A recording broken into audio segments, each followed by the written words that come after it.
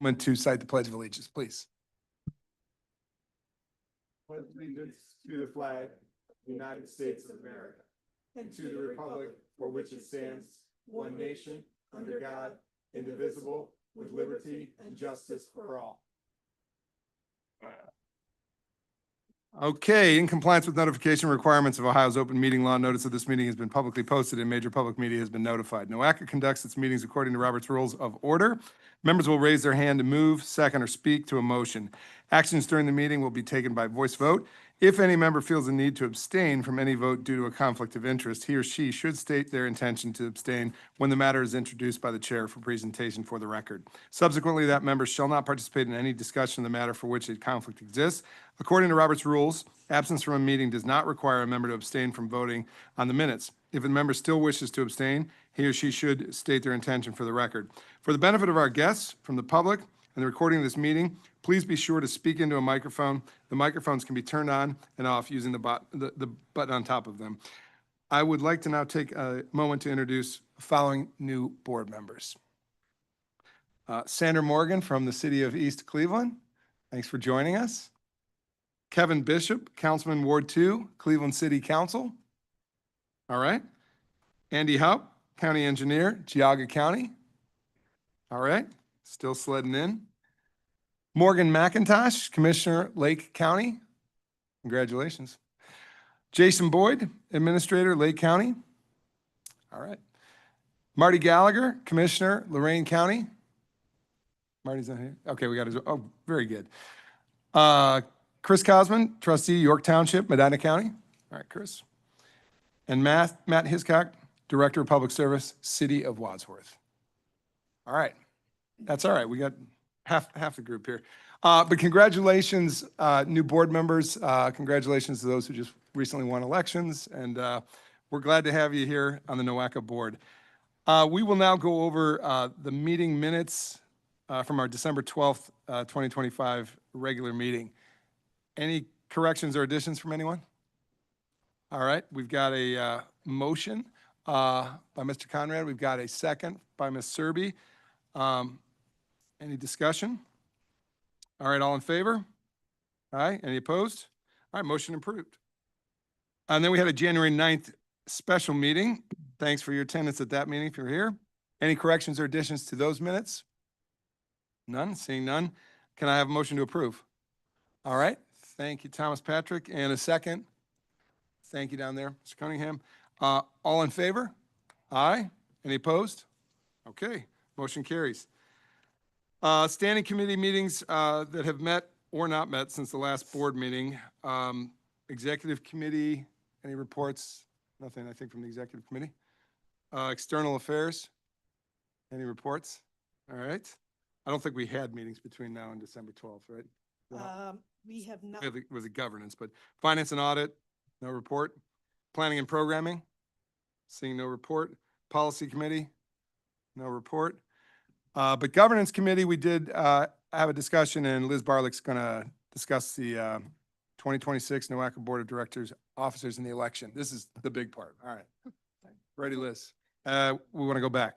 What do we got? No, I just want to remind board members that the standing committees normally meet 2 weeks earlier than they will meet this month. So they are scheduled a week from today, just to make sure that you know that and it's on your calendar.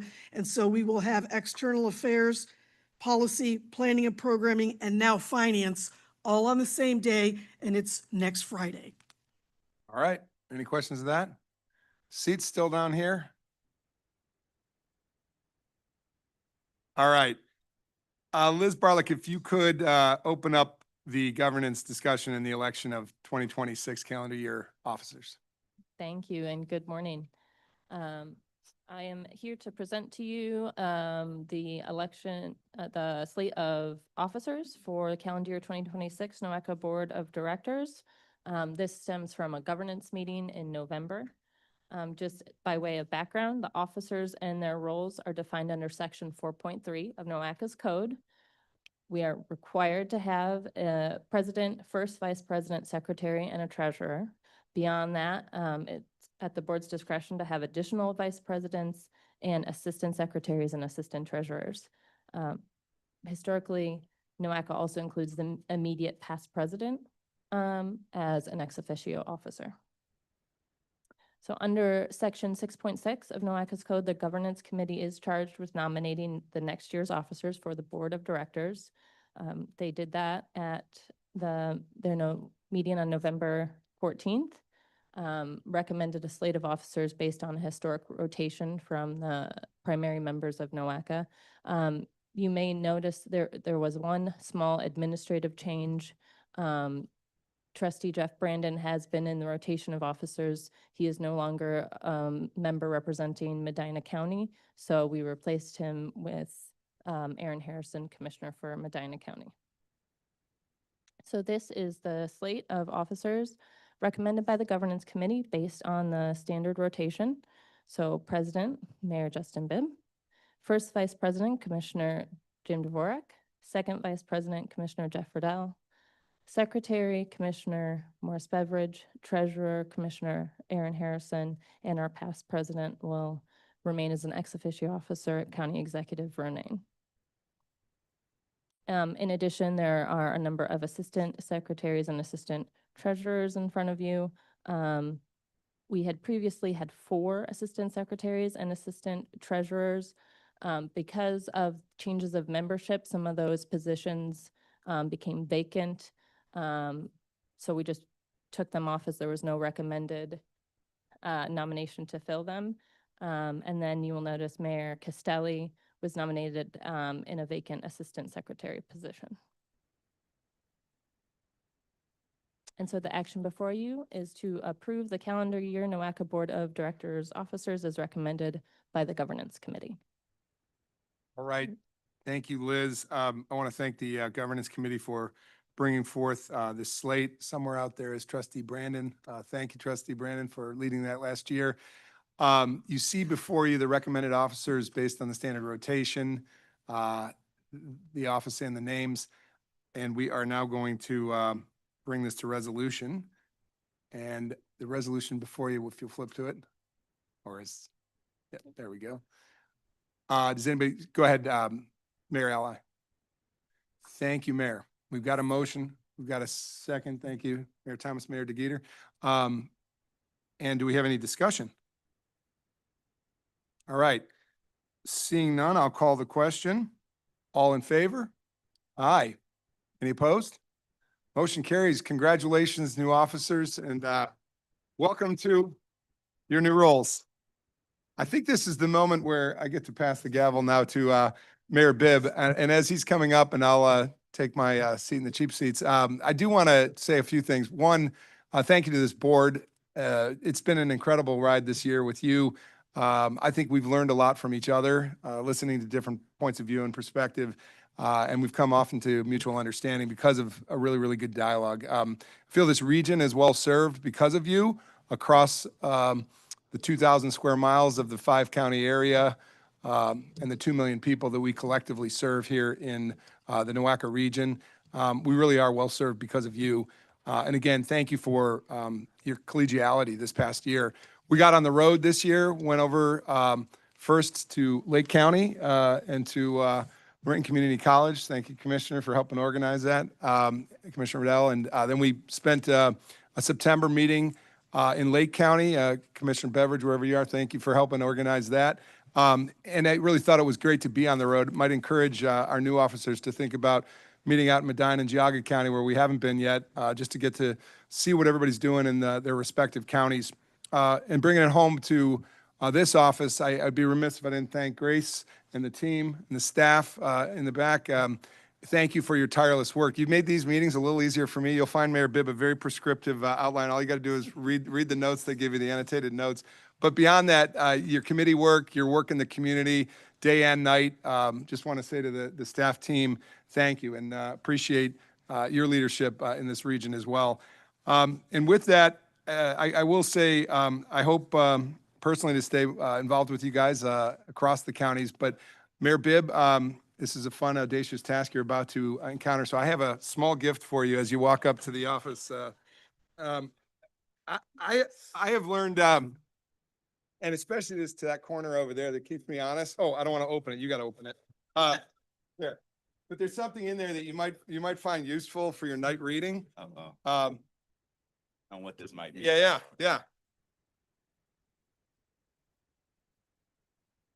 Oh, yes, I was gonna Yeah. ask about this. Yeah. Robert's Rules of Orders. There we go. And I have to admit, Mayor, Thank you. I bought my copy too late, as these guys will know. So I was gonna ask you guys to sign this copy because I'll keep it on my desk at work because, it's something you need to use. Yeah. Use your lawyer well, use your Yes. board members and Yeah. their brain trust and your CEO. And Thank you. congratulations, Thank you, Mr. Executive. welcome to the, board. Oh. So, Oh. Flag. Hopefully that's Sure, not you got it, a you got bad it. omen. yeah. What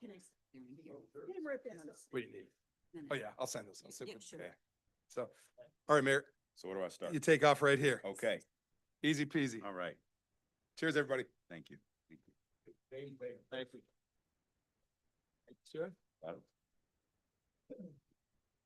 Well, let's give our illustrious county executive one more round of applause if we can for his leadership.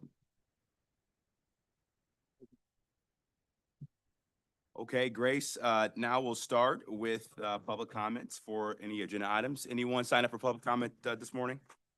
No one? Okay. Now we'll move to the executive committee meeting resolutions and action items. Where am I at? The president's report. Okay. So we just had the president's report. Fantastic. Do you have any comments as the new president? I do not. Okay. Mayor Great. Bibb, just, Yes, just that's what I was just gonna say, moving faster already. gotta get ready for the snow. Okay, and then next would be the executive director's report. Just a couple of things. First of all, I do want to thank Executive Ronayne for this, whoops, where's this going? Yeah, for the past year. It has been a ride. I often look at elected officials as superheroes. You all are incredible in the work you have to do, the interface you have to have with the public, the times you have to jump in and save things for the public good, for civic society, and being, of course, a Clevelander, that always rings true. So I wanted to recognize, I'm not sure if you were, one of the DC comics or one of the what's the other one? Marvel, X-Men or Superman, but I really appreciated being by your side. You know everybody, he knows everybody, everybody comes up to him. I get to be part of those discussions. In Washington, it was incredible. So it has been a wonderful time to be around sort of the moving pieces of an elected official right up and close. So I appreciate that. I appreciate all of the guidance and support that you provided this year. And I know we made a lot of progress and I'm grateful for that. Yeah, sure. And for Mayor Bibb, I'm not sure if you're one of the Marvel or DC comic folks. Black Panther, there we go. And so that's good to know. And so I look forward to this year for many of the same reasons. You are also one of the public officials that has a lot of attention, a lot of things thrown at you. My job is to try to make your job here at NOACA as easy and smooth as possible. So I will work very hard to do that. And I will say that this is the first time, I believe, in the history of NOACA that the mayor of the city of Cleveland has served as president. Yeah, I don't know. so congratulations. We look forward to your leadership. And as the, sort of the home for NOACA, you are the home city. You are the center of the MSA. We are all part of one region. We look forward to that collaboration as a region with your leadership. Thank you. Okay, so just a couple of things. In December, I shared a preview of this. We had the ribbon cutting in December. Okay, how do I get the video to work? Somebody, help. Thank you.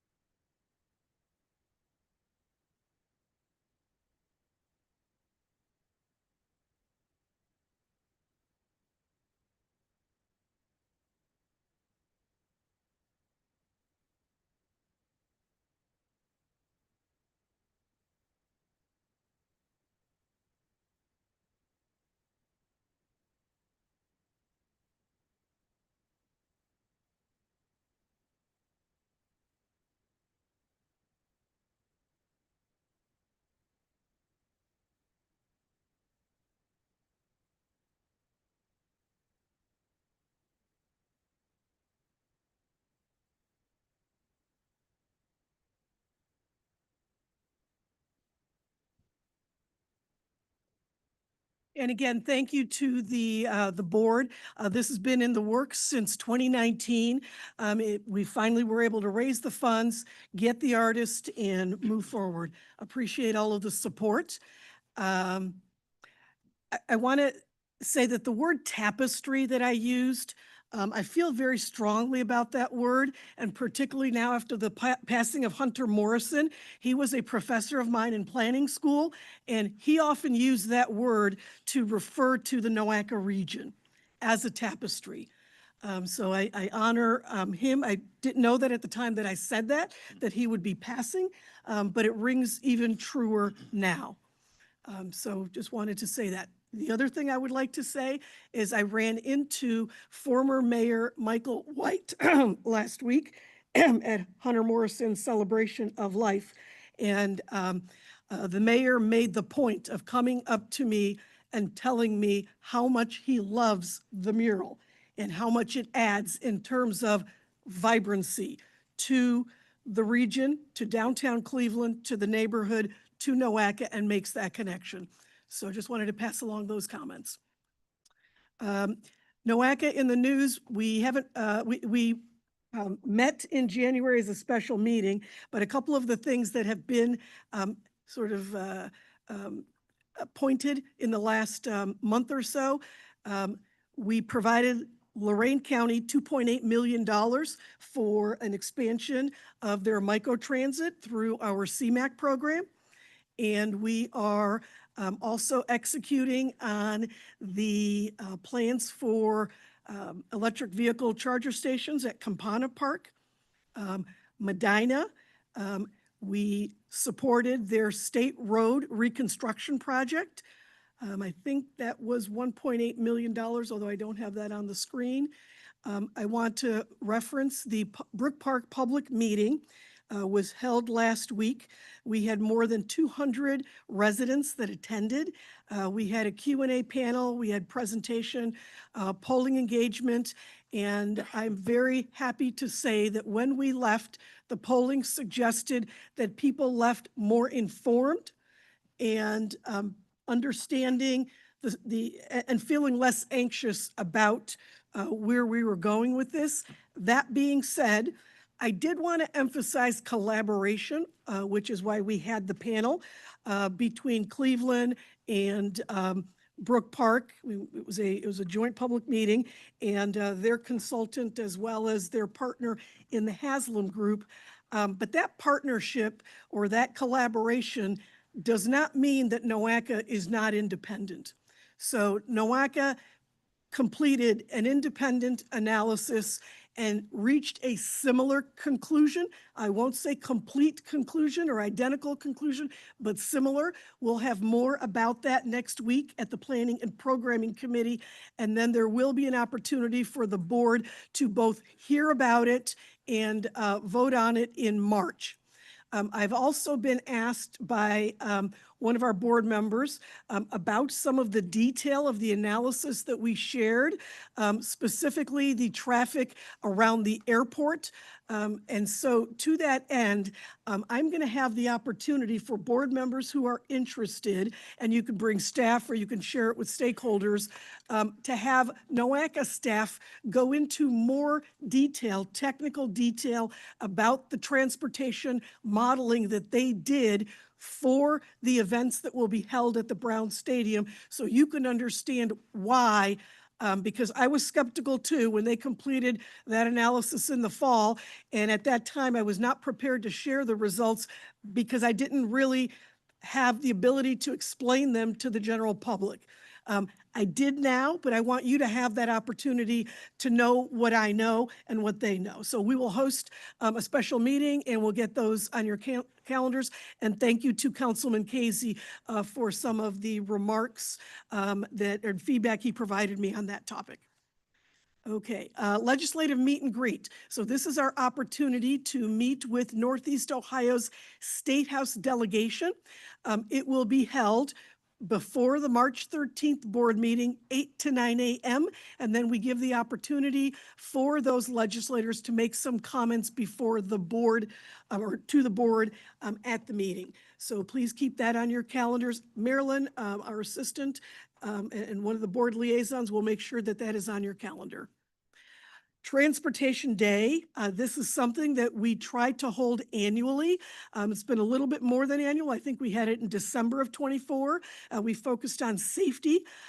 This time, the theme will be the reauthorization of the Federal Surface Transportation Law that expires this year.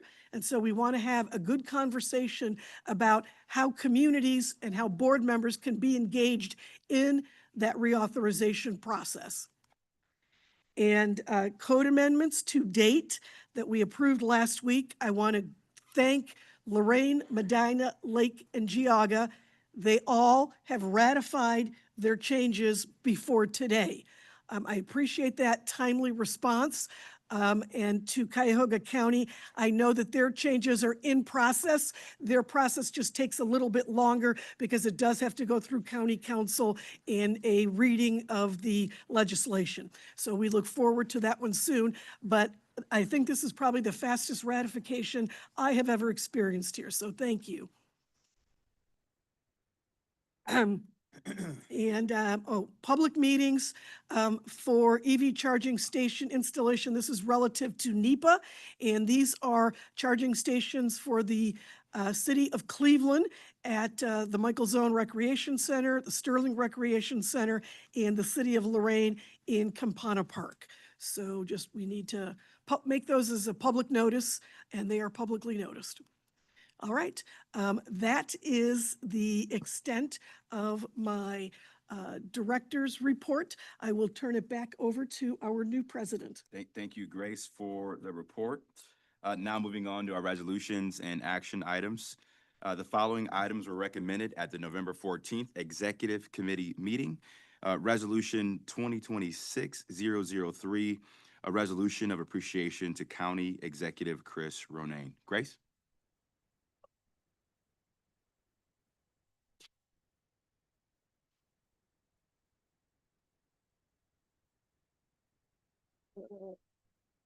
Okay, first, yes, the first resolution of appreciation is to County Executive Chris Ronayne. And this is in recognition of his service as outgoing board president. As I mentioned, I appreciated working with him, was happy to be Robin to his Batman. Was fine.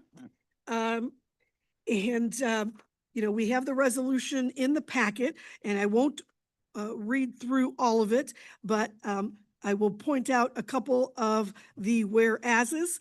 Whereas he did serve as board president in 2025 and vice president in 2024, and served as an executive committee member, external affairs committee member, finance and audit committee member, governance, policy, economic development. And he was only on the board 3 years at this point. Do you see what I mean by superheroes? And so under his leadership, this past year, we adopted and updated a regional long-range plan, We Neo 2050, completed phase 1 of the regional EV charging station program, completed and adopted the comprehensive climate action plan, and unveiled the regional Metro Parks Trails connectivity study. As a dedicated public servant, Chris Ronayne also has served as planning director of the City of Cleveland. And there he led the initiatives relative to the Cleveland Lakefront Plan, the Euclid Corridor, and he was also president of University Circle. And that is the definition of a public servant who has fostered regional collaboration and achieved measurable results throughout his leadership. We are very proud to have had you as NOACA president the past year. Thank you. Congratulations. Thank you, Mayor. Grace. By the way, I did want to thank this guy too. He's been a godsend. So thank you to Ryan Gabala. Also Matt Castelli, thanks for with the Kyle Drive as well as heading up the HR subcommittee. But you guys, all the committees you work, we don't do anything alone. It's all you guys. Thank you. You got a little picture here. All right. Cheers. Good luck. Thank you. Yep. Can I have a motion to approve the resolution? Is there a second? Any discussion? All in favor? Any opposed? This motion is approved. Did I do that wrong? Okay. Oh, I'm sorry. Who made the first motion? Mayor Petrus. Okay, great.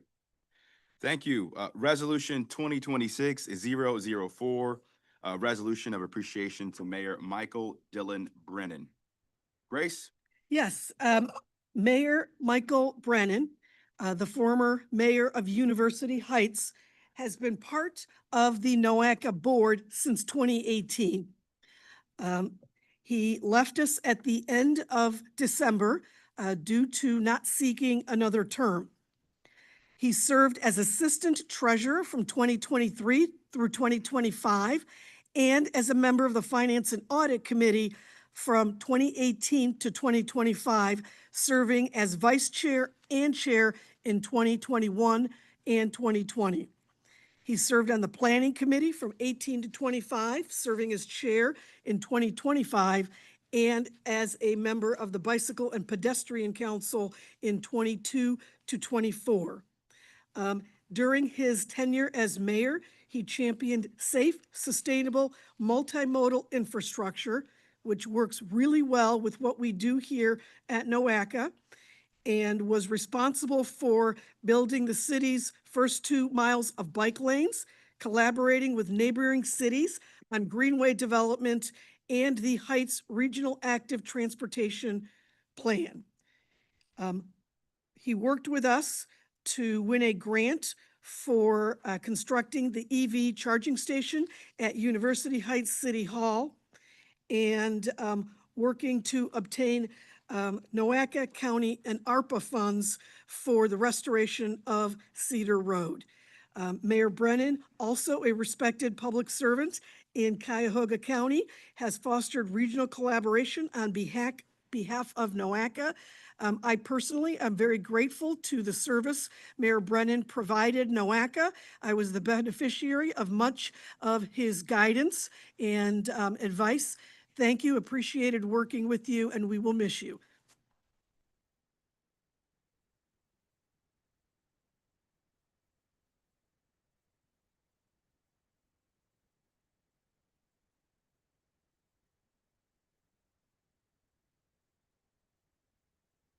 Need walk-on music. Yeah. It's a long way up. Congratulations. Thank you, Mayor. Indeed.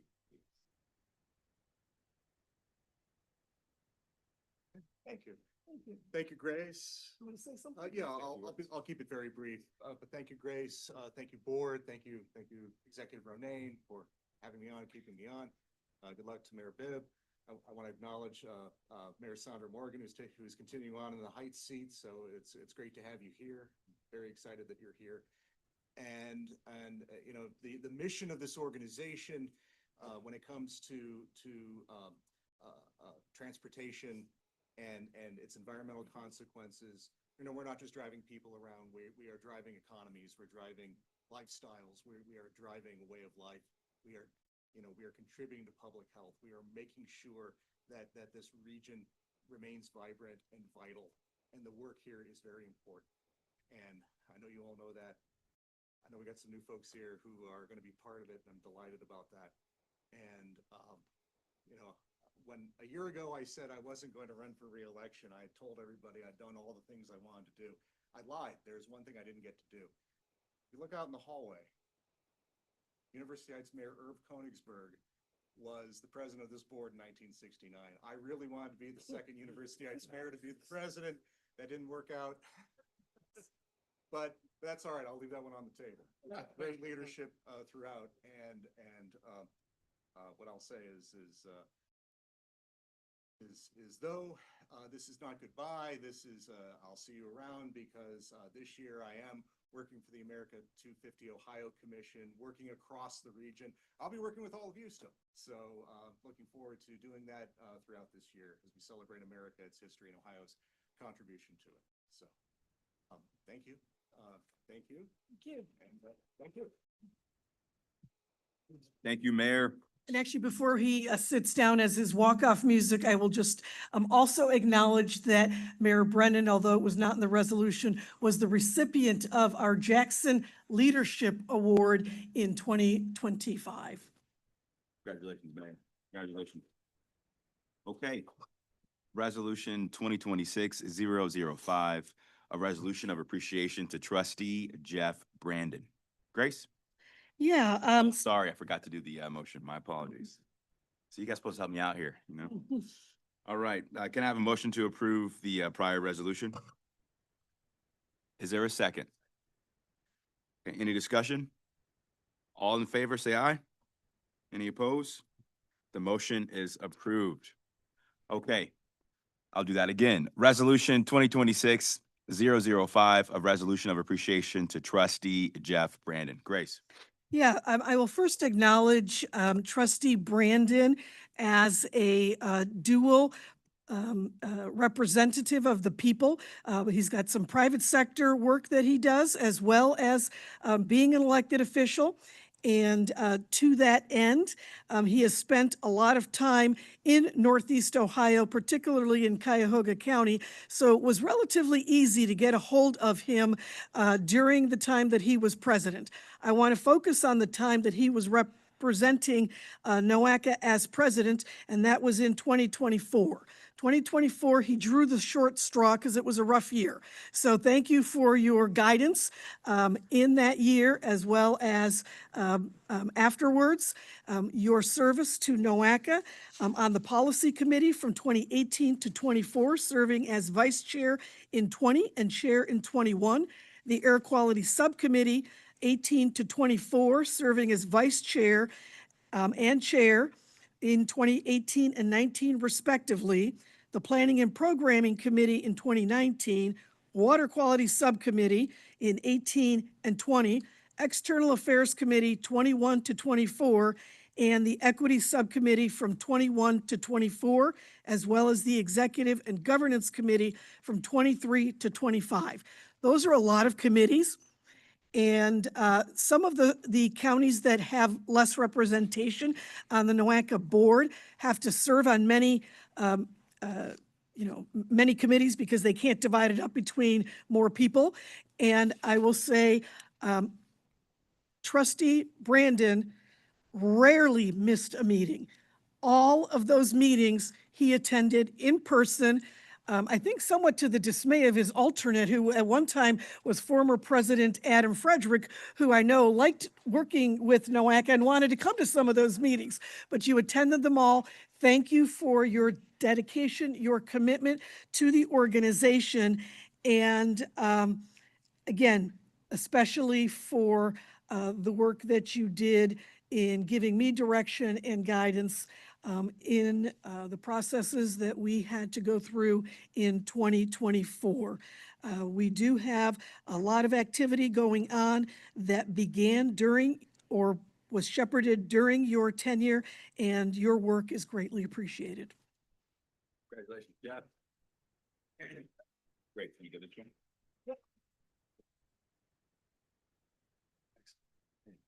Congratulations.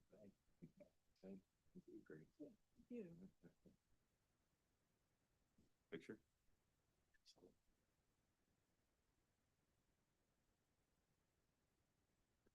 Say a few words, Jeff. I would, yeah. Can I use it? Use the mic, sit down. Okay. You know the Jeff, drill. Rob, speak. Yeah. A little speed too. I just wanted to say, it has really been an honor and a privilege, being a board member, on NOACA. It certainly has been, one of the highlights of my time spent, in local government, representing the township residents, in Medina County. I truly enjoyed, networking, meeting, and working with all of you, Grace, and the talented and dedicated NOACA staff. I know you will all continue to strengthen, preserve, build, support, and enhance the quality of life through transportation efforts for Northeast Ohio. With my reelection last November, looking forward to my 21st year in office, serving the residents of Montville Township and hearing about all the great initiatives and opportunities for our communities NOACA makes possible for our region. Thank you, Jeff. Can I have a motion to approve?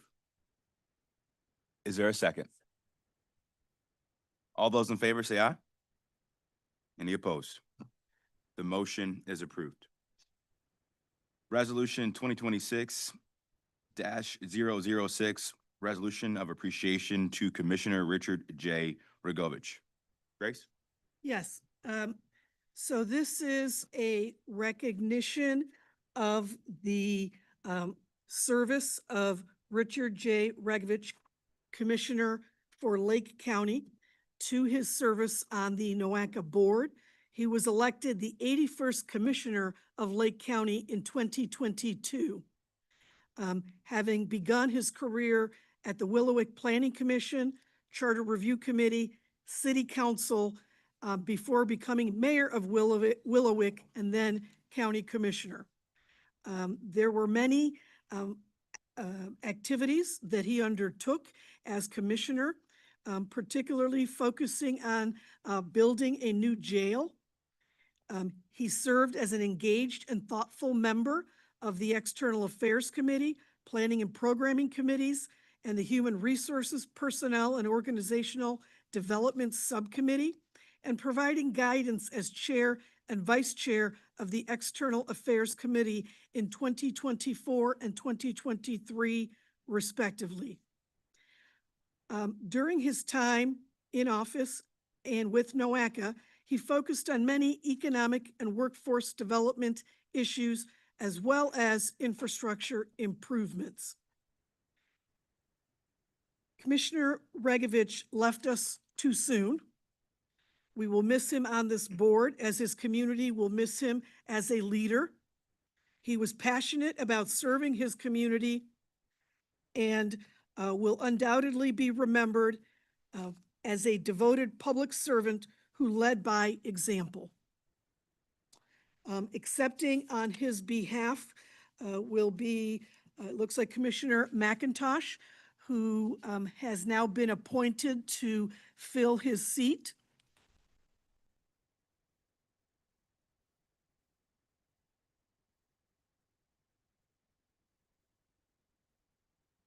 I just want to say thank you to everybody on behalf of Lake County and the Regovich family.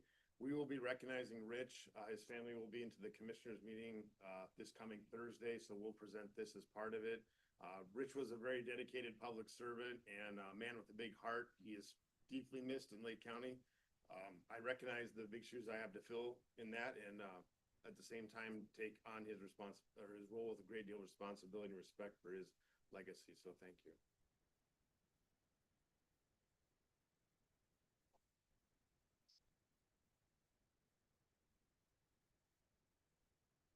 Thank you so much for those kind words. Can I have a motion to approve? So moved. Is there a second? Any discussion? All in favor? Any opposed? The motion is approved. Resolution 2026-007, resolution of appreciation to Hunter Morrison. And before I pass it over to Grace, I want to just say, as the mayor of the great city of Cleveland, Ohio, when you look at our skyline and the transformation the city has seen over the last several decades, that transformation would not have been possible without the vision of Hunter Morrison. So we will make sure that his legacy will continue in Cleveland. And we're just so grateful for his indelible mark on our great city. So, Grace? Yes, thank you. So Resolution 2026-007 is recognition of Hunter Morrison for his service to NOACA, to the community, to Northeast Ohio. Mr. Morrison was a dedicated and influential member of the NOACA board from 1980 to 2000. I'm not sure, but he might be the longest board member that we've had. Representing the city of Cleveland as the City Planning Commission Director. He served as president of the NOACA board in 1990, 1991, and 2000. During that time, he displayed exemplary leadership, guiding the agency through critical changes, mostly the change in the organizational structure and the Code of Regulations in 1991 that took the organization from its 1968 formation and subsequent assumption of other duties to where we are today.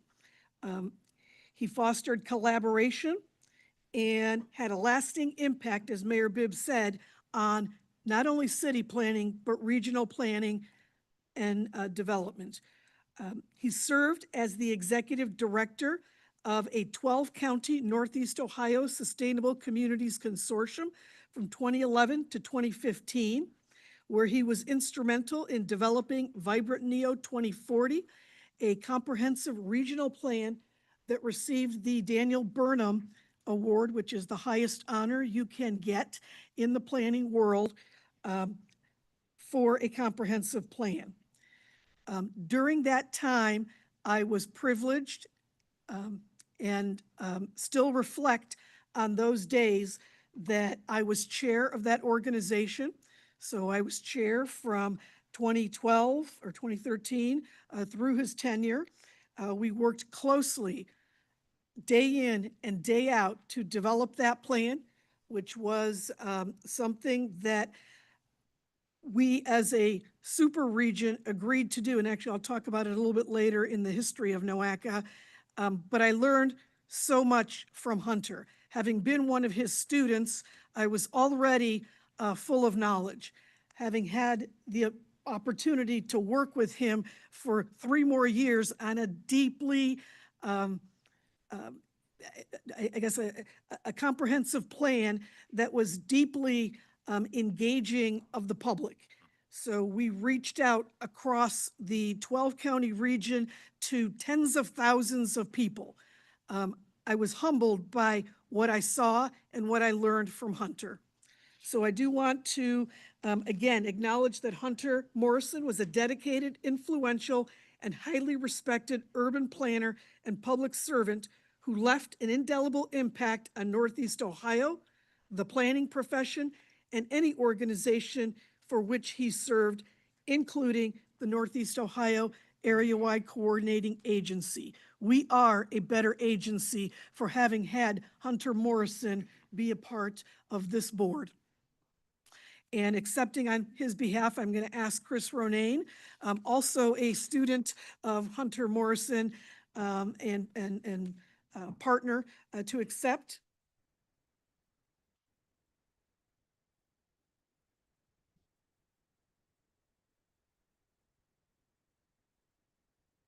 Thank you. I will get this to his daughters, Jessica and Katie. We celebrated Hunter Morrison's life last week at the City Club. I know a lot of you got to know him and some of you didn't, but as Grace said, we're so much better for Hunter. As the mayor mentioned, the places you visit, Hunter's prints are all over them. The ballpark, the arena, Gateway Complex, North Coast Harbor. He laid the groundwork for the Rock Hall and the Science Center, and his real passion was the neighborhood work he did. But I just wanted to say, as a planning director who succeeded him in the audacious task, and Callie and I are part of that academy, the 5 directors that have succeeded him. I was a kind of a punk kid that was coming into a new job, and he could have said, "You're on your own, kid," but instead he took me in and helped mentor me, and just feel that we owe a great debt of gratitude to Hunter Morrison. The last time I heard him, his voice was like a booming voice from above in this room when he was talking to us about governance and his thoughts on the governance at NOACA. So his legacy does live on, both in the physical prints of the city, but also his spirit here at NOACA. And here's to Hunter Morrison. Thank you. Okay. Thank you. Can I have a motion to approve? Is there a second? Any discussion? All in favor? Any opposed? The motion is approved. Now moving on to our governance committee meeting introduction. Mr. Chairman, Yes. before we move into the governance committee, I think this body needs to take up a real quick issue with the lawsuit that was filed against NOACA and the temporary restraining order that was put on NOACA for the rule changes. And I just want to make sure that we're not going to move forward with anything and be in violation of the temporary restraining order that was put on NOACA and the county commissioners. And even by accepting the minutes from the last meeting, I want to make sure that we're not doing anything illegal or we're in violation of any court order. Grace, you want to address that? Please? Yeah, I do. Thank you very much for bringing that up. We do plan to have an executive session to discuss the lawsuit. And I believe we can still take the actions that we are about to act on, but I will ask Ryan Gambala, our legal counsel, to give us that assurance. We can, and no restraining order has been entered. That restraining order, that request for restraining order was withdrawn by the plaintiff, so there is no restraining order for the avoidance of doubt. But You got to talk to the mic. I'm sorry, is that any better? Yeah, I just wanted to clear up, the request for restraining order was withdrawn by the plaintiff who brought that suit. So to clear up any confusion, there is no restraining order over NOACA, and this board can proceed as planned. Thank you, Councilman Casey. No, I just want to make sure we're, you know, Appreciate it. we're not jackpotting ourselves up over Absolutely. that. So thank you very Great much flag. for the Thanks. clarification. Thanks, Councilman Casey. Anything else, Grace, on that note? No, thank you. Okay, now moving on to our governance committee section of today's meeting. The following items were recommended at the November 14th Governance Committee meeting. Resolution 2026-008, calendar year 2026 board, committee, subcommittee, and council membership. And Grace and Liz will discuss and introduce this resolution. So this is our standard resolution for seating our committee, subcommittee, and council members. We do this at the organizational meeting every January per the Code of Regulations. We have determined the membership based on existing membership, as well as we have notified all of the board members of the opportunity to request different assignments back in November and December, trying to honor those as much as we could. But obviously there is a Rubik's Cube that we have to work through in terms of memberships on council, proportionately ensuring representation across the region and so forth. We also have worked with the incoming president, his team, to develop the slate of vice chairs for the organization. So the chairs of the committees, councils, and subcommittees are elevated from vice chairs. So last year, they were selected by Executive Ronayne and now elevated to chairs. So Mayor Bibb has selected the vice chairs, who then next year will be elevated to chairs. With that, I turn it over to Liz to go through the specifics. Good morning again. Before you is Resolution 2026. We request that the Board of Directors adopt Resolution 2026-008, which seats the members of NOACA's committees, subcommittees, and councils for calendar year 2026. As Executive Director Gallucci explained, this is an annual item that comes before you. It is specified in our Code of Regulations that the committee and subcommittee members be appointed by the president, and that the Board of Directors approves those appointments, which are made every January at this organizational meeting. As also was just explained, that NOACA and the incoming board president work together to fill the vice chair positions on standing committees and work together to fill out the standing committees based on the requirements in NOACA's code regarding membership. So there's some requirements regarding expertise or geographic distribution. And thank you all for your input and responses that we ask for every year regarding any changes. So here is an org chart essentially of the various committees, subcommittees, and councils at NOACA. Of course, the Board of Directors, you all being at the head of it. There are five standing committees, a number of subcommittees and councils, and the councils roll up to a subcommittee, subcommittees roll up to a committee, and then those all go to the executive committee before being brought to you all. So there are several items, depending on what, an item might need review, that goes through many layers of review and input before it comes to you all. I'm just going to briefly go over the standing committees and their membership and purpose. And I apologize, I should have clarified that in the packet was a draft roster that laid out all this individual membership.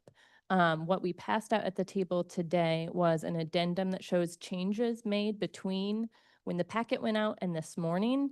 Roster was also sent out last night, which should incorporate all of these changes.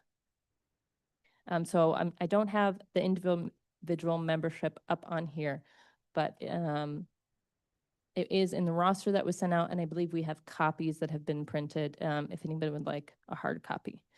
So the executive committee, the primary purpose is to approve the board agenda, and starting this year, that will include elements of a consent agenda that we've discussed at previous meetings, and to advise the board of directors and the executive director. The executive committee is made up of the officers identified in our code, which reflects one member from each of the 5 counties and the city of Cleveland.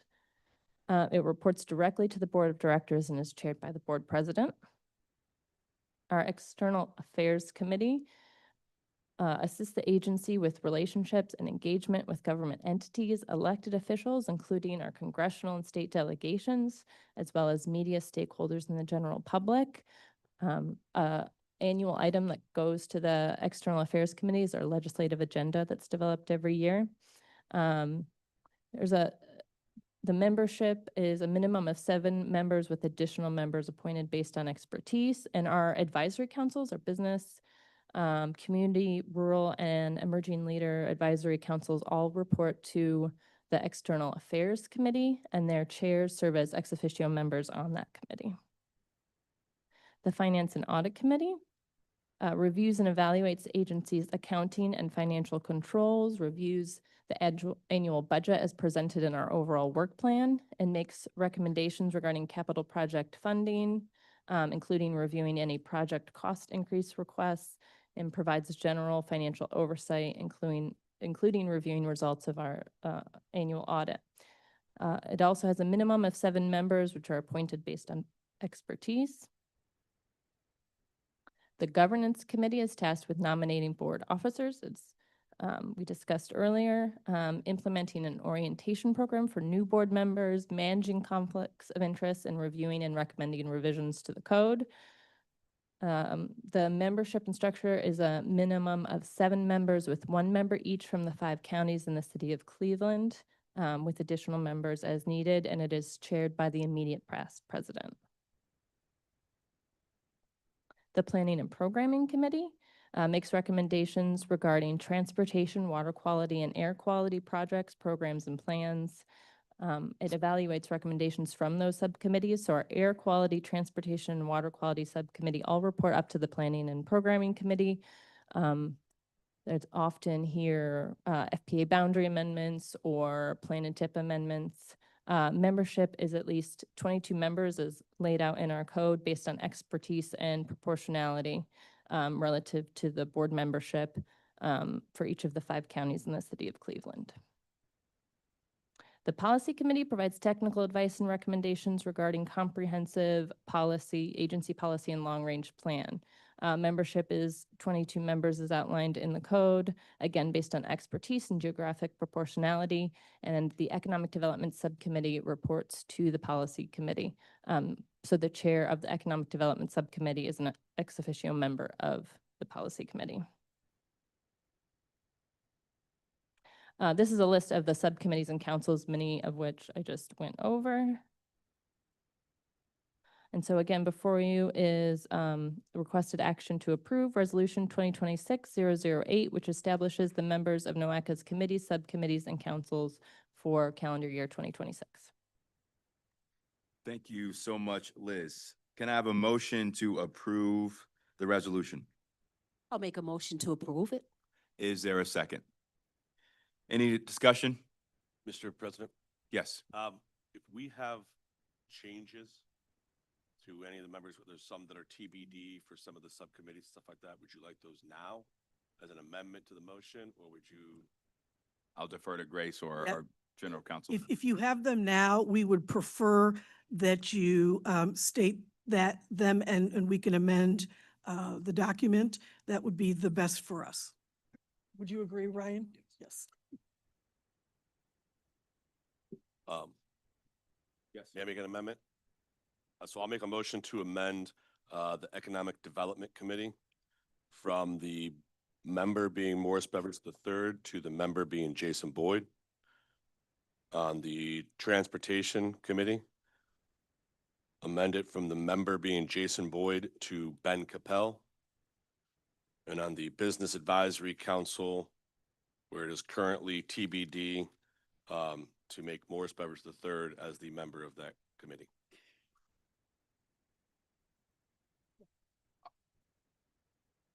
Is it,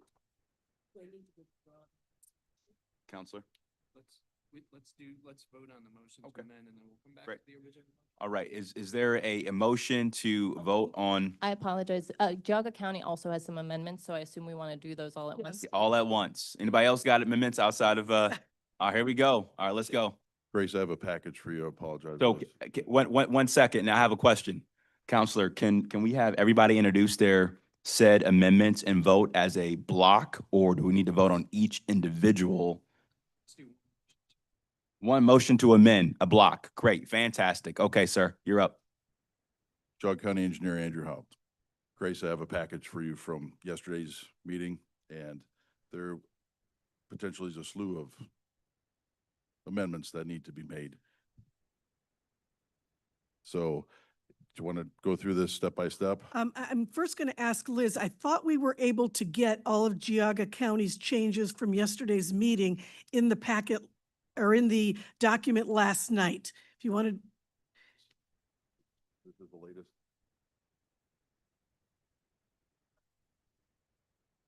Maybe I don't have the latest. Definitely did all. and I'll defer to legal counsel, but you might even be able to say as part of the amendment to ensure that our document for the membership aligns with their resolution at the commissioners' meeting that they submitted yesterday. Okay.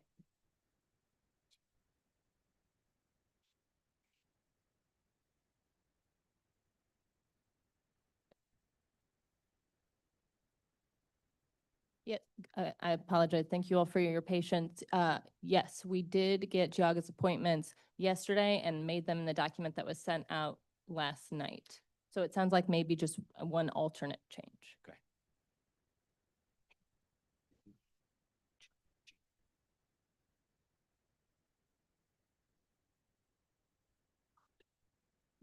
Mr. Hout, do you want to pause and let someone else do their amendments while you get your strategy together?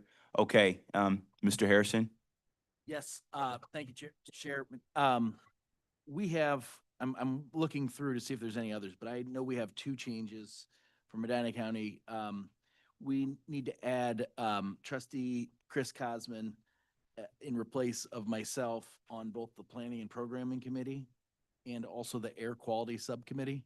So the change would be to remove Commissioner Harrison, replace him with trustee Cosman. His alternate for those appointments for both Air Quality Subcommittee and Planning and Programming Committee will be Bruce Christopher, which is his alternate for the board as well. I may have one or two others, but those are the only two I know of right now. Thank you.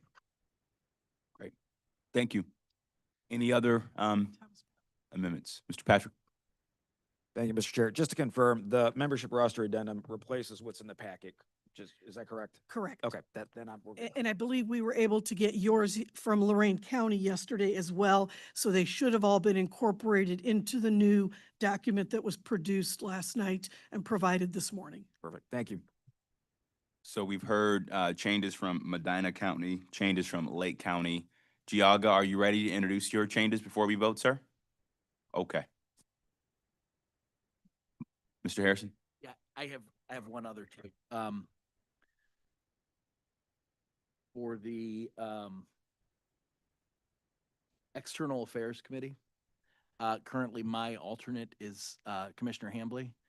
We're going to change the alternate to Brandon Gibson from our Economic Development Group. Is that a problem? You cannot change your alternate for the standing committees. Oh, You can okay. only change your because those are board member only committees. Gotcha. You can change them for the subcommittees and councils. Then I'll talk to Commissioner Hambley. We may need to just change that across the board, but that wouldn't necessitate a change to this action.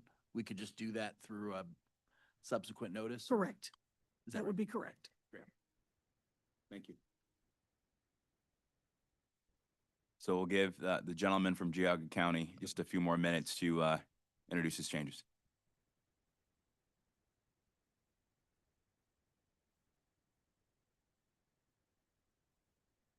If you have them, put them on the table now. Mayor Gill? Thank you. On the Safety and Operations Council, Number two, under the A, 4 members from within Cuyahoga County. Our Planning and Development Director, Patrick Rogan Myers, is serving. The alternate says to be determined. That can be Christine McIntosh, who's the planning manager for the city of Euclid. Thank you. Yes, we know there have been lots of changes around the region relative to staffing and other positions that are related to NOACA. So we prefer all of the changes for the record today so we can issue the most current document after this meeting.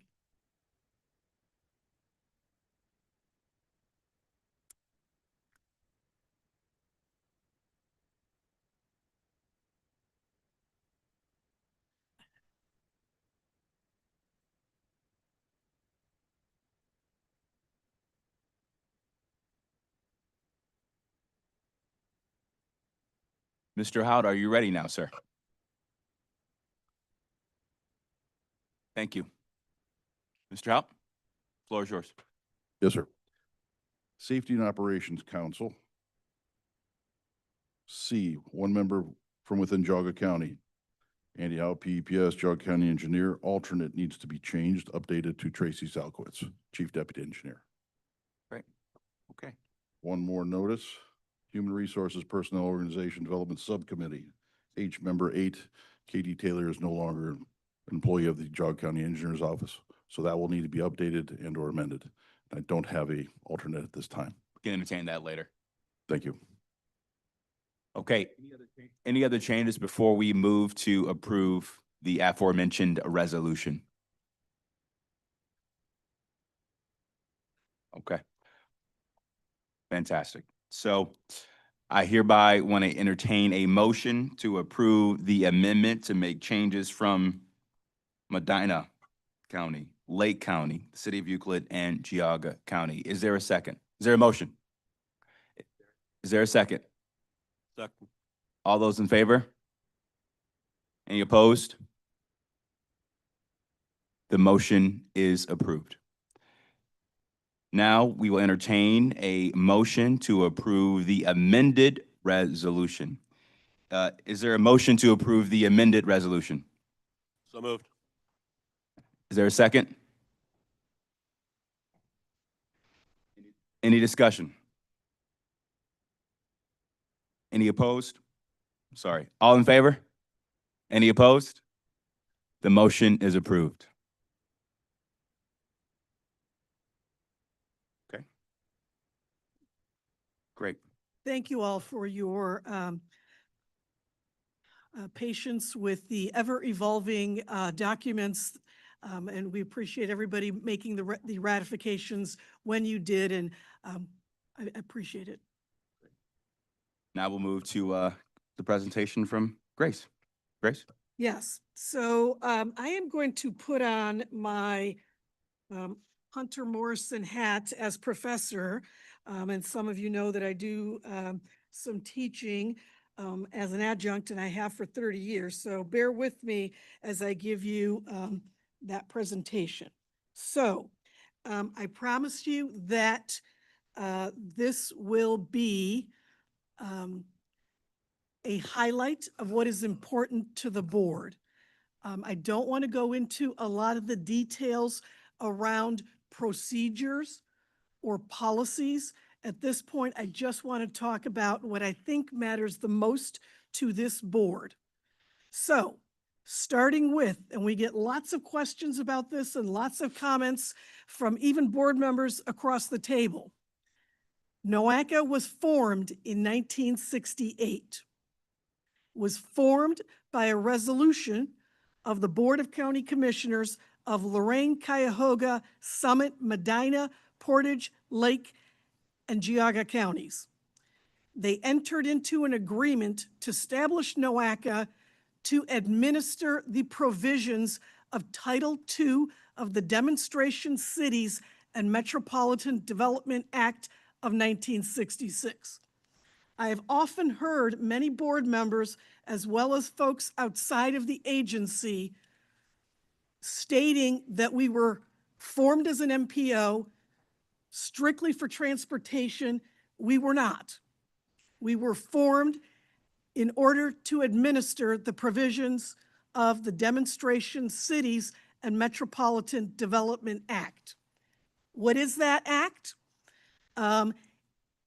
It speaks to applications for federal funding to come in through NOACA and needed to be approved to carry out open space land projects or for the planning or construction of hospitals, airports, libraries, water supply, distribution facilities, sewage facilities, wastewater treatment, highways, transportation facilities, and water development and land conservation projects within a metropolitan area. That's the focus of NOACA being created in 1966. Very broad powers. So those powers then were given to an area-wide agency, which is NOACA, to be designated, so we are federally designated as the agency under this act to perform metropolitan or regional planning for the area, and which is to the greatest practicable intent composed of or responsible to the elected officials of a unit of area-wide government or the units of general local government within whose jurisdiction is authorized to engage in such planning. And also, if made by a special purpose unit of local government, then with the authority to operate in the area which the project is to be located. So essentially, the board here, as local elected officials, some appointed through those elected officials, were brought together to make regional decisions. Section 3 of that resolution for the county commissioners repeats what was said in the federal act, just to ensure that it wasn't just the federal act, they also incorporated that language into the resolution. So, commissioners of the counties herein named may by agreement cooperate with each other and with other agencies or organizations to perform metropolitan or comprehensive regional planning and programming for the area-wide area herein involved, including but not limited to hospitals, airports, libraries, water supply, distribution facilities, sewage facilities, wastewater, highways, transportation, water development, land conservation projects, and the right to review any of such projects which could require federal aid, all of which are hereby deemed to be the purpose of the Northeast Ohio Area-Wide Coordinating Agency.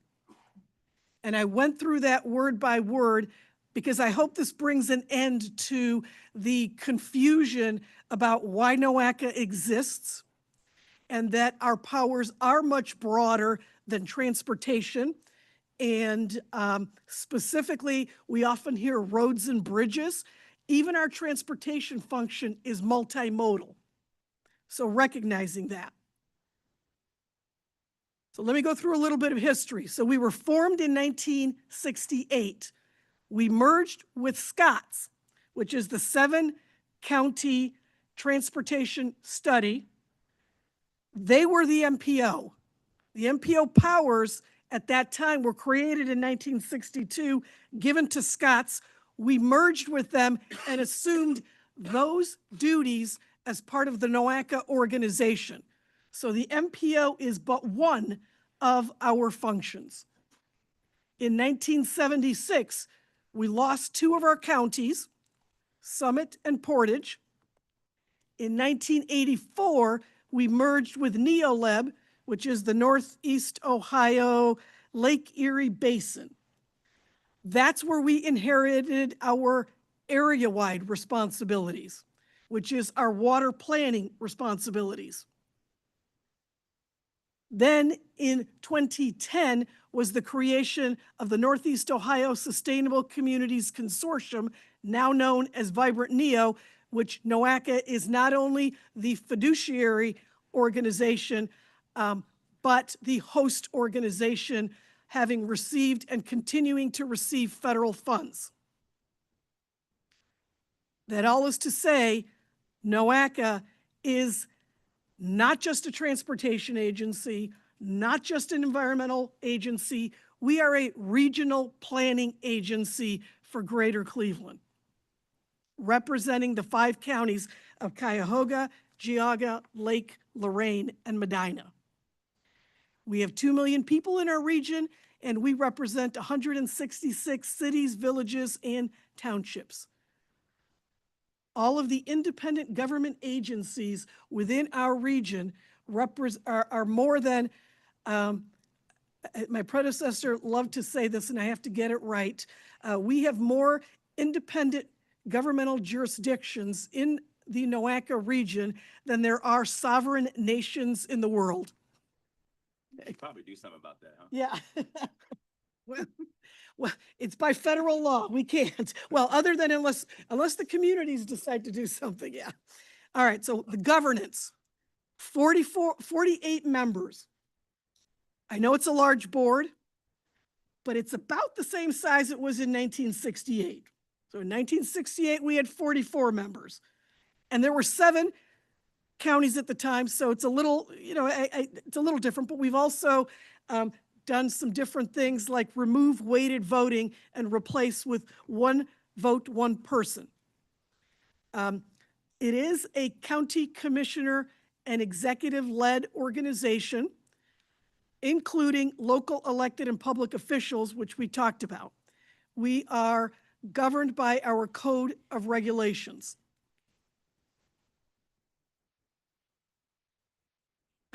This is the board representation, which is done proportionately based on population.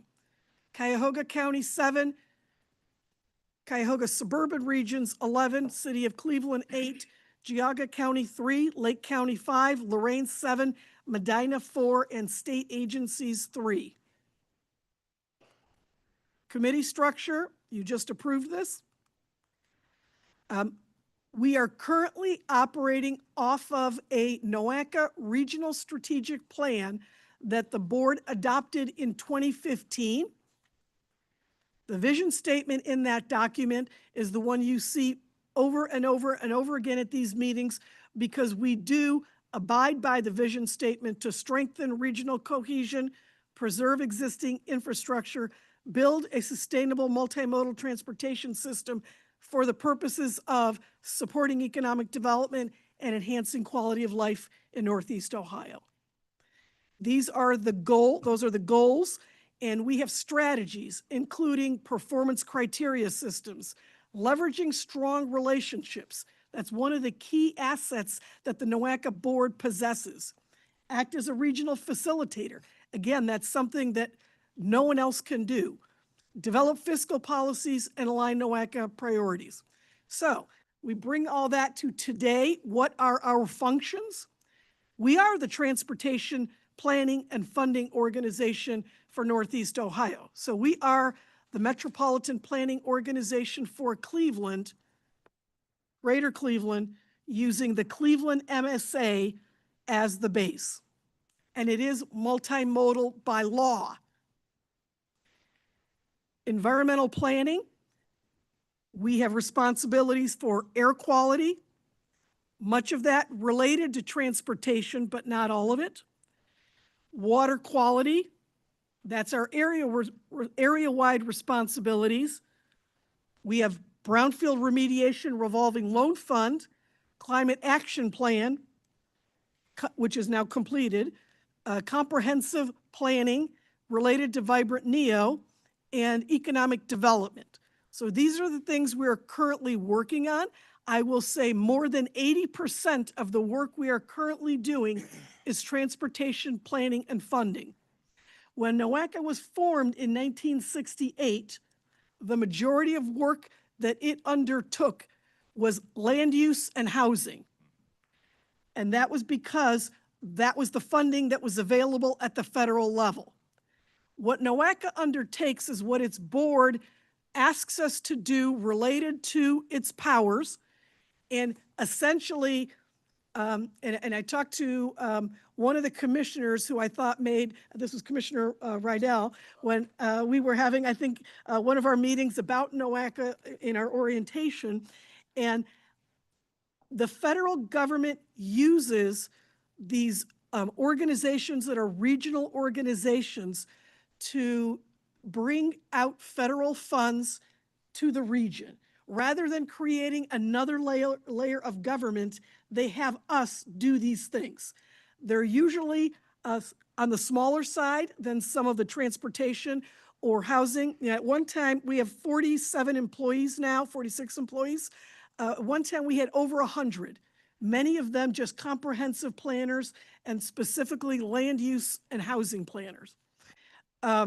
So our Brownfield Remediation Revolving Loan Fund, Climate Action Plan, Economic Development have been really exercised in the last couple of years. And let me go through that for just a couple of minutes.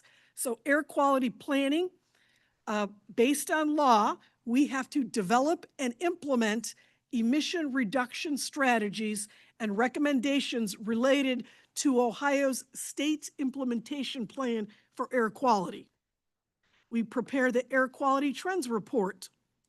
We conduct air quality forecasting and issue alerts when air quality is not healthy. We also, by law, must perform conformity analysis related to transportation projects of regional significance. As the area-wide, the Federal Clean Water Act is what supports our powers, and that was passed in 1972. It was an amendment of the Water Pollution Control Act of 1948.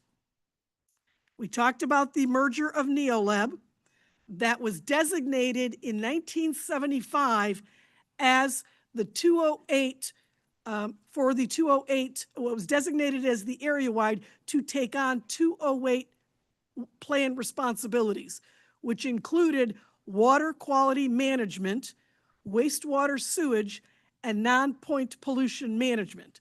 I will say this is all planning.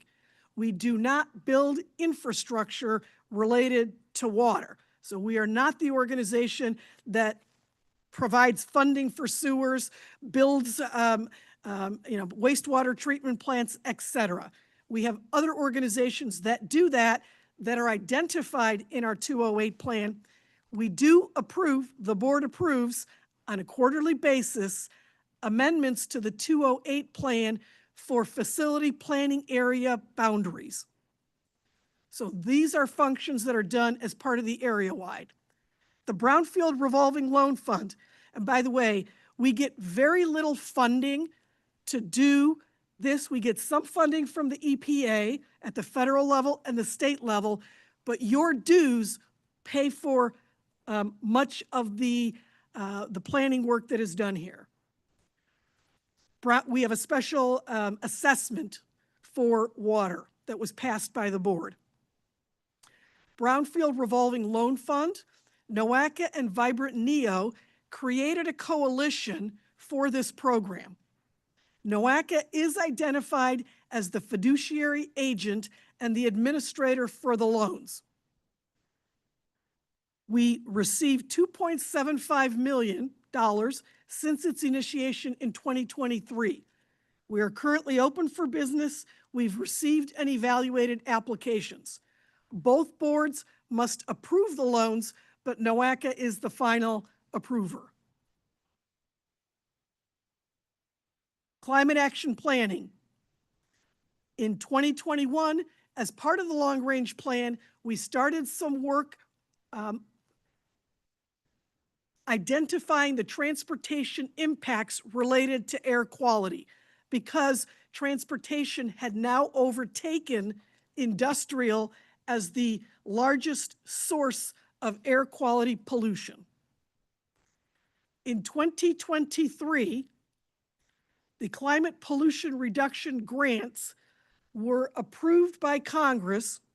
They provided $1 million to the 67 largest metropolitan statistical areas, of which we were one of them, and $3 million were provided to the states. Out of that $1 million, NOACA was assigned $100,000 of that.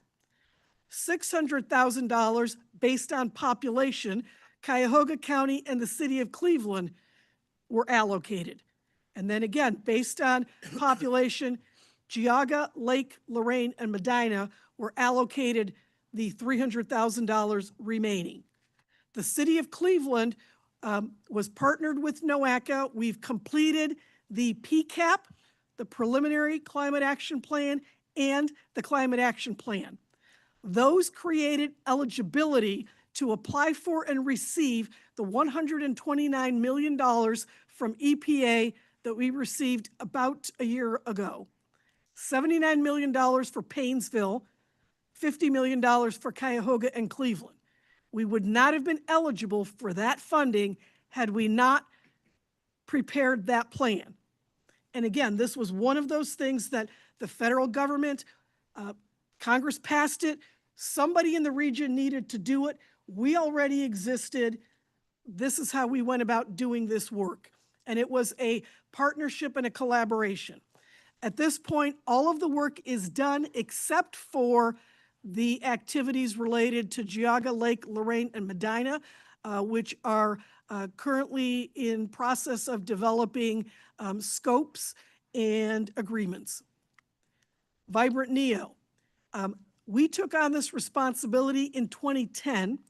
We applied for a grant through the federal government, again, something Congress was trying to put out there and the administration for sustainable communities. We partnered with the MPOs in Akron, Canton, Youngstown. So 4 MPOs and 1 council of government that covered Akron and Canton. We received $5.2 million, was a partnership of funds from HUD, EPA, and DOT. NOACA, again, as the largest and most, having the most capacity, was identified as the fiscal agent and the host. We produced a regional comprehensive plan in 2015 and received the Daniel Burnham Award, which is what I just discussed, with Hunter Morrison being the executive director of this agency and NOACA, myself, being the chair. We are currently still alive as a board, and we are focusing on implementation activities. Economic development planning. We facilitated the preparation of the Comprehensive Economic Development Plan, a CEDS. This was requested by the constituency of the Northeast Ohio region. We were not even aware of this issue, but during COVID, it was brought to our attention that there was a significant amount of federal funds that needed a CEDS plan in order to have access to it. Northeast Ohio did not have one. Our 5 counties did not have one. Akron had one. 4 counties in Akron and Canton had one. 3 counties in Youngstown, many throughout the state, but we didn't have one.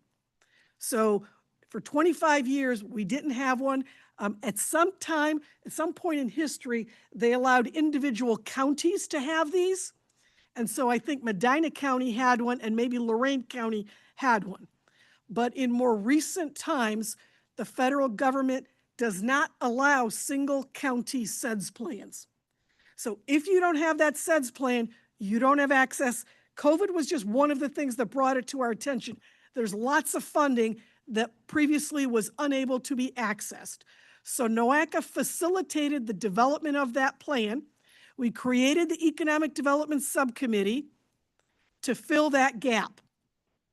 It was approved in 2023 by USEDA, the Economic Development Administration, and that allows local governments and private entities, so even businesses, to submit applications for USEDA funds that they were not previously able to do.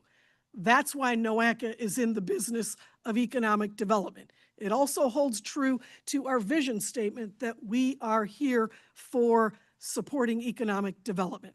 We currently have an application pending for an economic development district. Again, this is to support the region. NOACA does not apply for EDA projects on its own. We don't receive EDA money. If we are an EDD, they will give us a little bit of funding for planning, but these are for big multi-million-dollar projects that are regional projects sponsored by counties, cities, and other coalitions. Okay, that takes us to, so those are about the less than 20% of the work that we do. The 80% of the work that we do is the MPO. This was created by Federal Highway in 1962 for continuing cooperative and comprehensive planning. Again, it was the way that the federal government wanted local government participation and leadership in federal and state transportation initiatives and decision. This was primarily because in 1956, with the Highway Act, decisions were being made only by the state DOTs and federal highway. Local governments were not involved. So you had highways cutting through urban areas. You had them demolishing vibrant communities that wouldn't have been demolished if there was consultation with the local governments. You had Federal Highway and the state DOTs cutting through family farms in the rural areas, which may not have been done through that specific point A to point B if the local governments had been involved, if the counties and the cities had been involved. So they created MPOs so a board like this could exist to make those decisions and support planning at the federal and state level. And again, we assumed the federal designation for that in 1969 after our formation as a general purpose planning organization related to the demonstration cities in 1968. So these are the laws that currently relate to our MPO function. That's where we get our powers. We get our funding and powers also from the Infrastructure Investment and Jobs Act, which is the current authorization.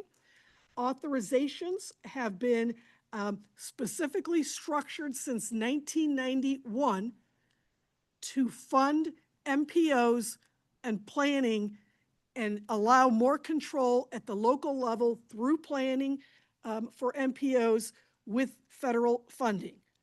Those are usually 5 or 6 year planning and funding authorizations. We started with, in 1991, I think it was ICE-T, the Intermodal Service Transportation and Efficiency Act of 1991. Then we had Safety-Loo. We had, actually, and then we had T21. And then we had, I think, the FAST Act. Then we had MAP 21.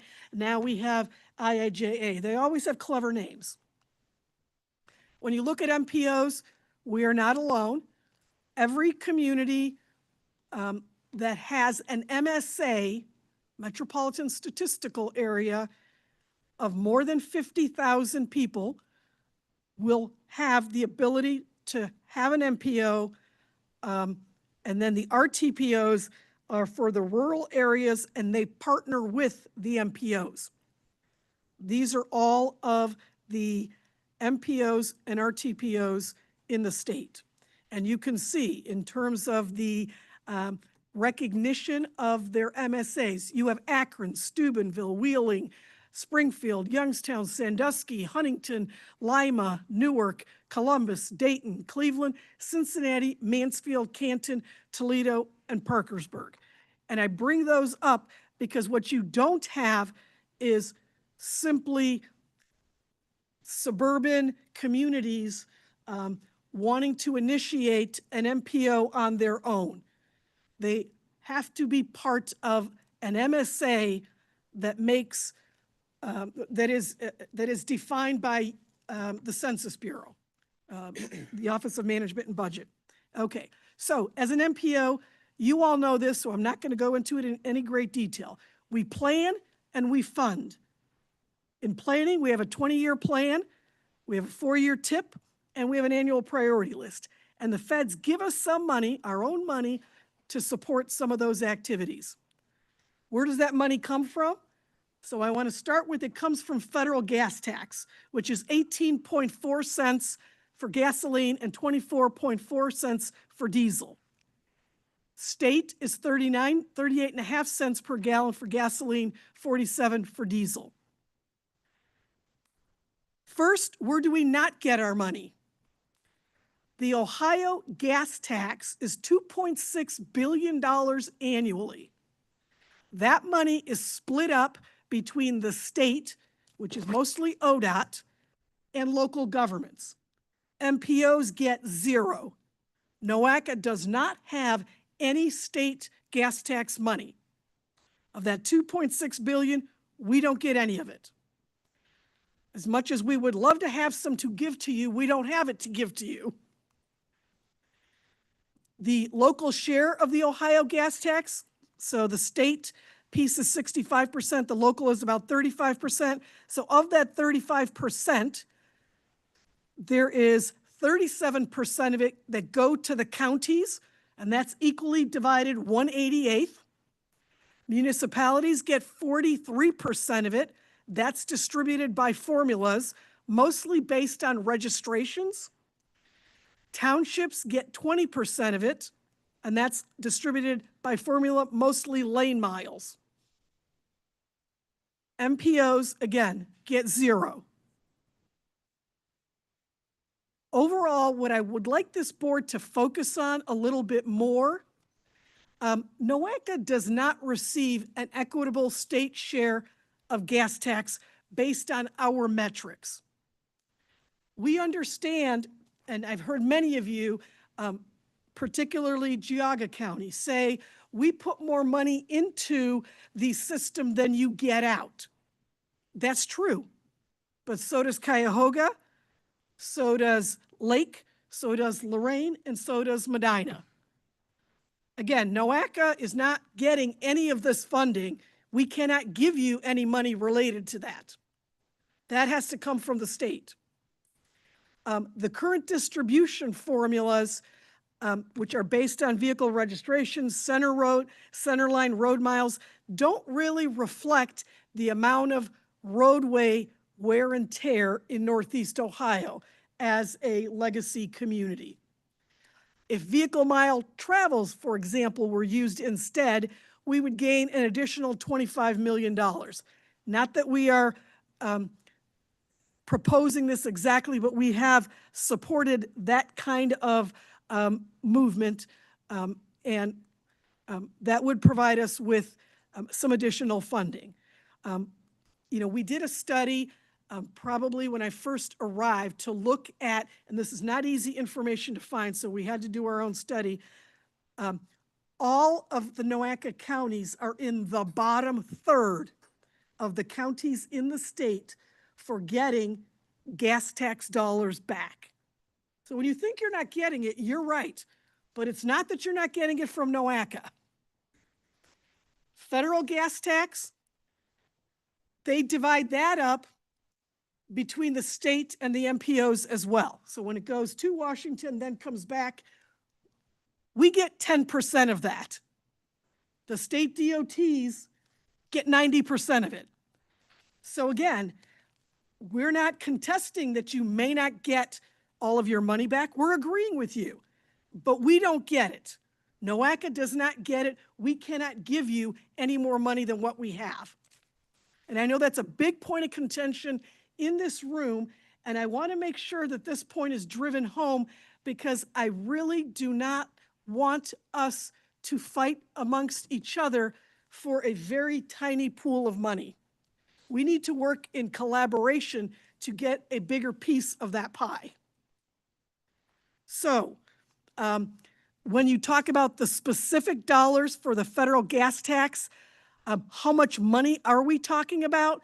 So local programs of that $3 billion of federal gas tax that comes to Ohio, about 600 million, actually 575, goes to local programs, And NOACA, again, gets 10% of that.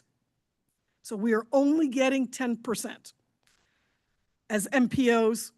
And by the way, that 10% is 2 MPOs. We split that up with the rest of them. So what funding do we get? This is 2025. STBG, Surface Transportation Block Grant, is our biggest funding source. We get over 33 million. Next is CMAQ, 18 million. CRP is Carbon Reduction Program, 4 million. EPA, I told you they give us very little money, $300,000. Local other, nearly $500,000, much of that through your dues. And then transportation alternatives at 3.5 million. I do want to acknowledge that ODOT works with many of you and with us to spend their dollars in the regions. So it's not as if they take the money and run. They do a good job of maintaining what they're required to maintain, which is the interstate system and state routes in the unincorporated areas, which then excludes many of you that are in incorporated areas. That is something else that I would like us to take up the mantle for. They currently have an urban paving program. For the entire state, it's $35 million. Hasn't that changed since it was created in the 90s? Urban paving, they get, I mean, we just saw that it's close to like $4 to $5 billion. I think we can do better than getting $35 million for urban paving to cover the state routes in the urbanized area. Now, where does that, it doesn't land just on ODOT. It lands on the legislature. In the legislation, it says ODOT is not responsible for those, that they are responsible for the other things, and the things that they are legally responsible for, they take care of, and they work with us to do that. I have acknowledged recently to ODOT's director, Pamela Boratin, that since the gas tax, the state gas tax was raised in 2019, I have seen a marked improvement in the pavements in Northeast Ohio. The condition of the interstate system in District 12, and District 12 is the best that I have seen it in my tenure. So when they have the money, they're spending the money on what we need. So we just need to have a bigger conversation about what money is there, how can we better focus the funds, and what else needs to happen. So the last piece of this that I want to emphasize is, I just went through the funding sources. The last piece that I want to emphasize is, now that you know how much money we get, which is this, adds up to between $65 to $75 million a year, depending on different things. How do we allocate it? Again, there's close to $5 billion in funding that comes to the state for transportation through the gas taxes. Out of that $5 billion, NOACA gets $75 million at the most. $5 million of that being planning funds that we can't spend on infrastructure, it's planning. So of that money that we can't spend on infrastructure, which is often the topic of conversation in this room, as well as I've heard from you when I went out on my one-on-ones, there was a lot of questions about this. That's why I'm doing this really detailed explanation. And there was just, I think, some bad feelings amongst board members that certain counties were getting all the money and other counties were not. And so where does this money go? Whoops. Okay. So that's done through our TIP development process. We call it NOACA attributable funding. We established this process in 2019. Pre-2019, there was a broader process that had selections of projects and all projects in the region competed against each other. Projects in Cuyahoga County competed with Lorraine and Medina and Lake and Geauga. We changed that in 2019. In 2019, we still have a project evaluation approach that identifies and holds true regional significance criteria. So we look at roadway transportation alternatives, job centers, intermodal facilities, education, government, medical, cultural, sports, etc. Transportation planning criteria, safety, congestion, public transportation, bikes, freight, pedestrian, TOD, and actually the big one that I don't have on here that should be on here is our TAMP program, Transportation Asset Management Program, which is road condition. Big factor in how we divide up the money. Other considerations, geographical equity. We don't want all of the money going to the same city all of the time. And then we look at urban core or disadvantaged communities. Part 2, so that's more of our planning, project selection process. The funding allocation approach and project selection is guided by the urbanized area population. So that's the basis for which NOACA funds are allocated from the feds to us. They give us money. That $75 million we get comes to us based on population in the urbanized areas. So for example, for Geauga County, because they are more than, I think, 75% rural and maybe 25% urban, we only get funds for their urbanized area. We do, however, allow all of the counties that have rural areas like Medina and Geauga and even Lorraine to spend the money they get on, that NOACA gets in the rural areas.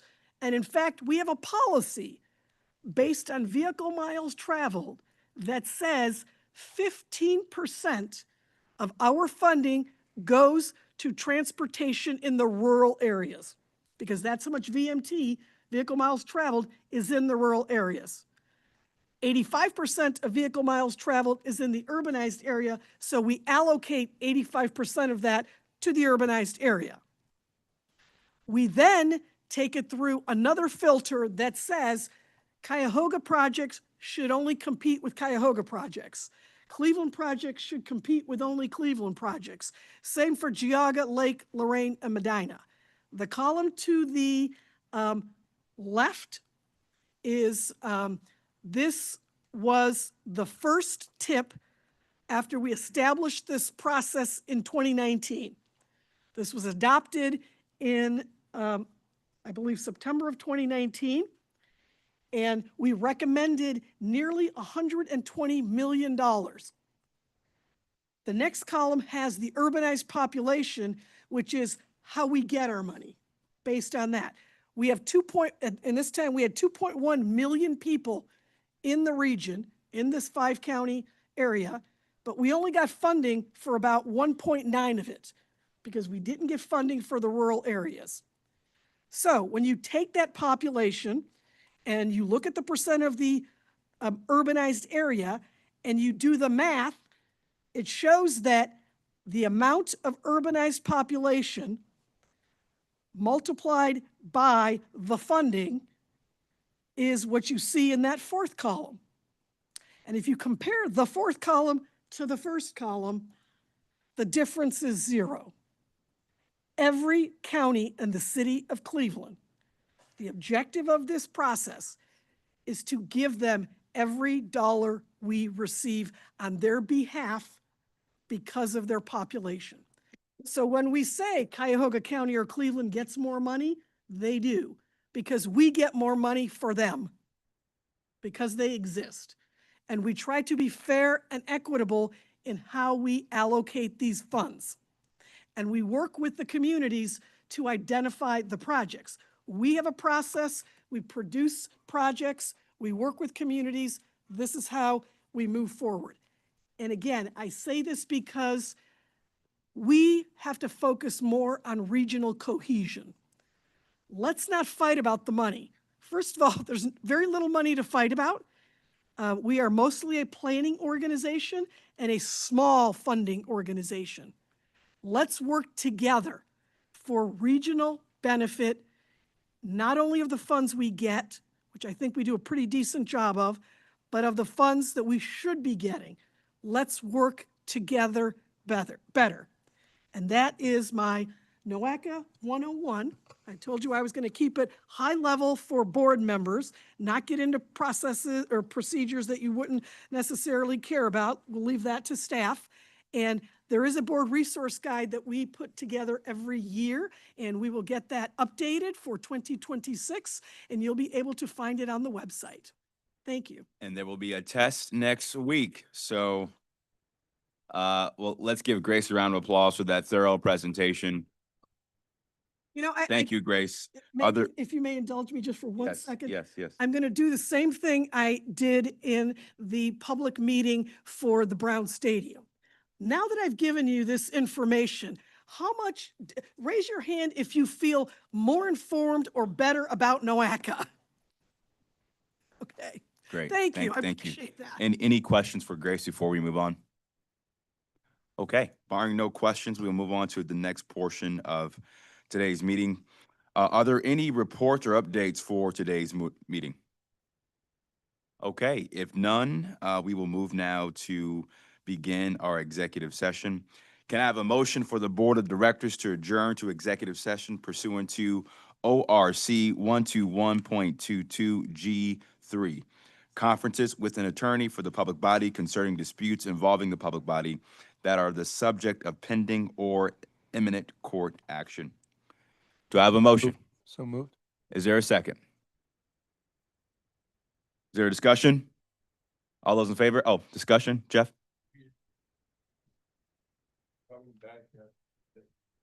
We'll come back.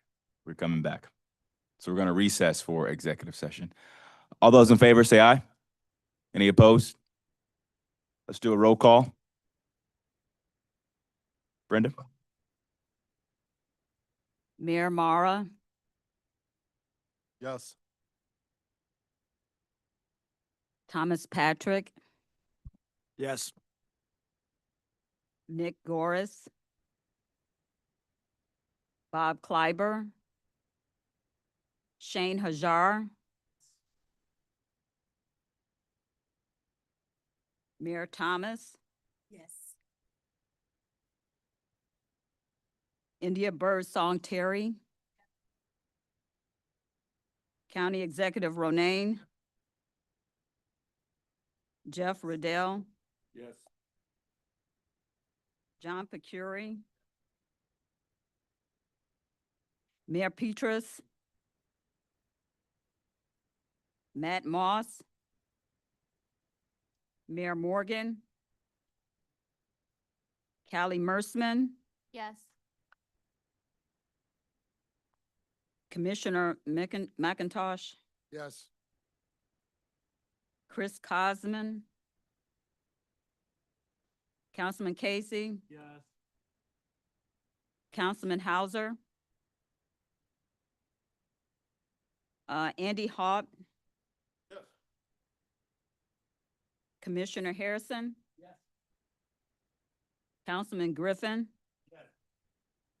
Mayor George, Yes. Mayor Gale, Jeff Epstein, Kyle Dreyfus Wells, Michael Dever, James DeRosa, Yes. Mayor DeGeter, Trustee Cunningham, Mayor Corcoran, Andy Conrad, Mary Serby, Mayor Costelli, Ben Capel, Yes. Mayor Brubaker, Mayor Bradley, Jason Boyd, Mayor Bopes, Yes. Mayor Blackwell, Yes. Mayor Bibb, Yes. Commissioner Beveridge, Mayor Alai. Did I miss anyone? Okay, it's unanimous. The vote is unanimous. We will now move to executive session, and lunch is in the back as well. Thank you. My pause.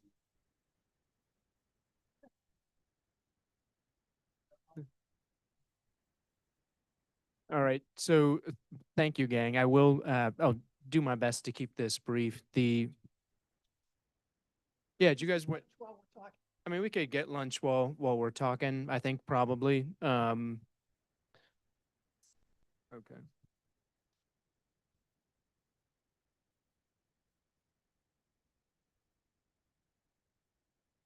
Otherwise, it's just board members then? Who is it? That's the security guy. Oh, okay.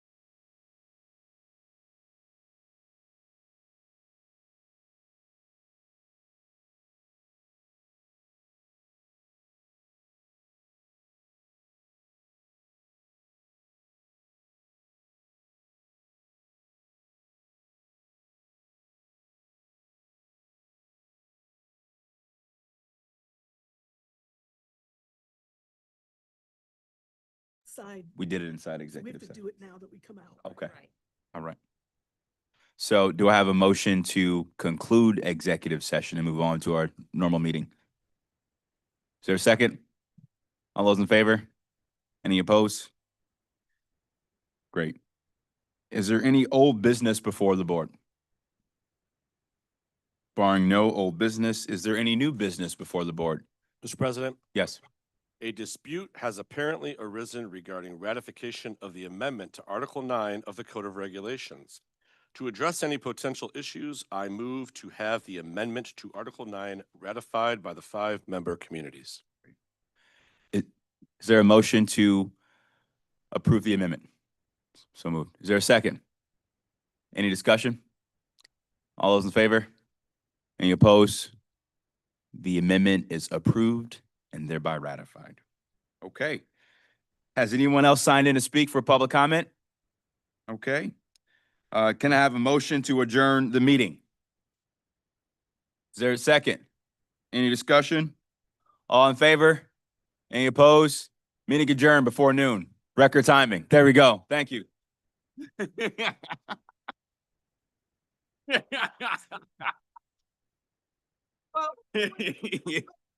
I'm efficient. I'm efficient.